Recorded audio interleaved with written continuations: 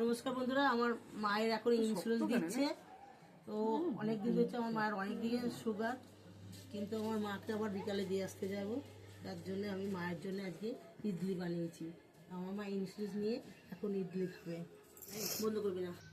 পিঠে যেরকম বানাতে হয় সেরকম। ও মা, এটা কি জিনিস বলো তো মা? কোনটি? এই তো, তোমার জন্য বানাইছি আমি ইডলি।